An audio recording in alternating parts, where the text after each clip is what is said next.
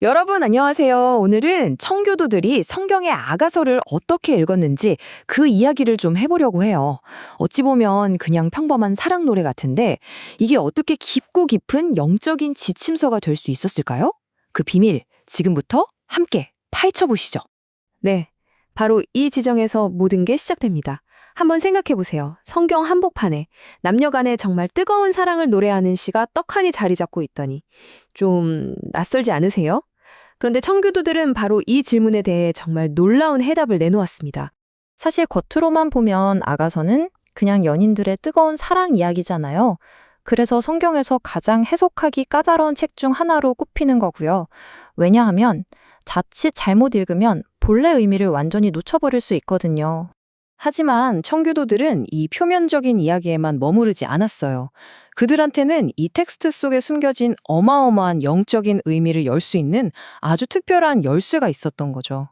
자, 그럼 그 열쇠가 도대체 뭔지 한번 들여다볼까요? 네, 맞습니다. 청교도들에게 아가서는 그냥 연애시가 아니었어요. 그들은 이 책 안에서 우리를 향한 하나님의 그 뜨거운 사랑, 그리고 그 사랑에 반응하는 우리 신자들의 영적인 여정이 고스란히 담겨 있다는 걸 발견한 거죠. 말 그대로 이건 하나의 위대한 영적 걸작이었던 겁니다. 아니, 그럼 어떻게 이런 깊은 의미를 찾아냈을까요? 청교도들은 주로 세 가지의 특별한 렌즈를 사용해서 이 책을 읽었습니다. 첫째는 풍유, 둘째는 모형론, 그리고 마지막은 실천적 적용. 지금부터 이 세 가지 렌즈를 하나씩 껴보면서 아가서를 함께 들여다보겠습니다. 자, 먼저 첫 번째 렌즈입니다. 이게 가장 중요하다고 할 수 있는데요. 바로 풍류라는 렌즈예요. 이 렌즈를 딱 끼는 순간 아가서는 완전히 다른 차원의 이야기로 변신합니다. 풍요적 해석이라는 게 뭐냐면요. 글에 나오는 인물이나 사건을 그냥 그대로 보지 않고 그 뒤에 숨어있는 더 깊은 영적인 진실을 가리키는 상징으로 읽는 거예요. 그러니까 이야기의 표면 아래에 있는 더 큰 그림을 찾아내는 거죠. 바로 이겁니다. 이게 핵심이에요.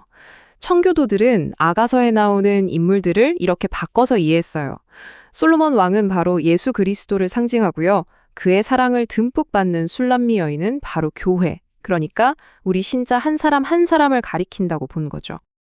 자, 이렇게 인물들을 딱 바꿔놓고 나니까 어떻게 됐을까요?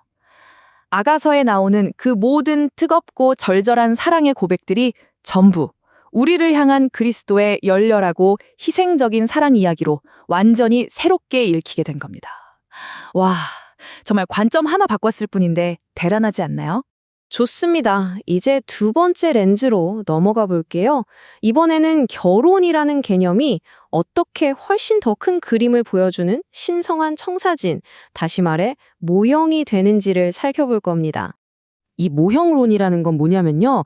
실제로 역사에 있었던 어떤 사건이나 인물이 그냥 그걸로 끝나는 게 아니라는 거예요. 오히려 앞으로 올 더 크고 궁극적인 무언가를 미리 보여주는 예고편 같은 역할을 한다는 거죠. 그러니까 역사적 사실을 있는 그대로 인정하면서도 그 안에 담긴 더 깊은 의미를 찾아내는 방식입니다. 청교도들은 그래서 솔로몬 왕이 실제로 결혼했다는 이 역사적 사실에서부터 출발해요. 바로 이 결혼이 하나의 모형이 되는 겁니다. 그렇다면 이 역사적인 결혼이라는 모형이 가리키는 그 궁극적인 실체는 뭘까요? 네, 바로 그리스도와 교회의 신비롭고 영원한 연합입니다. 그러니까 솔로몬의 결혼은 이 위대한 영적 진실을 미리 보여주는 하나의 그림자 같은 역할을 했다고 볼 수 있죠. 이런 관점으로 보니까 청교도들은 두 가지 중요한 사실을 깨닫게 돼요. 첫째는 아가서가 이 땅의 모든 경건한 부부들이 따라야 할 영적인 기준을 보여주는구나. 그리고 둘째는 쉽게 변하는 우리 인간의 사랑을 뛰어넘는 그 영원하고 신실한 하나님의 언약적인 사랑이 바로 이런 거구나 하는 걸 알게 된 거죠. 자, 이제 드디어 마지막 세 번째 렌즈입니다. 여기서는 청교도들이 아가서를 그냥 머리로만 연구한 게 아니라 이걸 어떻게 실제 우리 삶, 우리 영적인 생활에 적용했는지를 살펴볼 거예요. 이게 정말 중요한 포인트예요. 청교도들에게 아가서는 그냥 지식을 쌓는 학문적인 책이 아니었어요. 가슴을 뜨겁게 만들고 영혼을 막 뒤흔드는 그런 경건의 책이었습니다. 지식을 위한 게 아니라 삶을 바꾸기 위한 도구였던 거죠. 그래서 그들은 주로 두 가지 방식으로 아가서를 실제 삶에 썼습니다. 하나는 그리스도가 얼마나 아름다운 분인지 깊이 묵상하는 데 사용했고요. 또 다른 하나는 우리가 영적으로 침체에 빠졌을 때 어떻게 거기서 다시 빠져나와 회복할 수 있는지 그 길을 찾는 데 사용했습니다. 유명한 청교도 신학자 리처드 십스가 바로 이런 말을 남겼어요.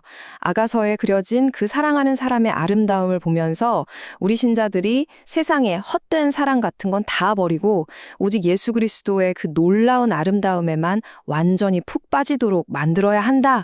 바로 이겁니다. 그리고 또 하나, 술람미 여인이 사랑하는 님을 잃어버리고 애타게 찾아 헤매는 장면이 나오잖아요. 그걸 보면서 바로 우리가 죄 때문에 하나님과 멀어지고 영적으로 헤매는 모습이라고 해석한 거예요. 그리고 다시 주님을 간절히 찾고 회개할 때 마침내 그 관계가 회복되는 바로 우리 영적 여정의 지도처럼 사용했던 거죠. 자, 지금까지 우리가 살펴본 이 세 가지 해석의 층위들이 어떻게 하나의 완전한 그림을 만들어내는지 한번 정리해 보겠습니다. 결론적으로 천교도들은 풍요, 모형론, 그리고 실천적 적용이라는 이 다층적인 렌즈를 통해서 자칫하면 그냥 야한 사랑 노래로 오해받을 수도 있었던 이 시를 그리스도를 사랑하고 영적으로 성장해 나가는 우리 삶의 모든 단계를 위한 완벽하고도 포괄적인 안내서로 탈바꿈시킨 겁니다. 수백 년 전 청교도들이 이 오래된 글에서 이렇게나 깊고 개인적인 의미를 찾아냈다는 사실, 이게 오늘을 살아가는 우리에게는 과연 어떤 의미가 있을까요? 오래된 이야기 속에서 우리 자신을 위한 새로운 의미를 발견해내는 것, 어쩌면 이건 시대를 초월해서 우리 모두에게 주어진 과제인지도 모르겠습니다.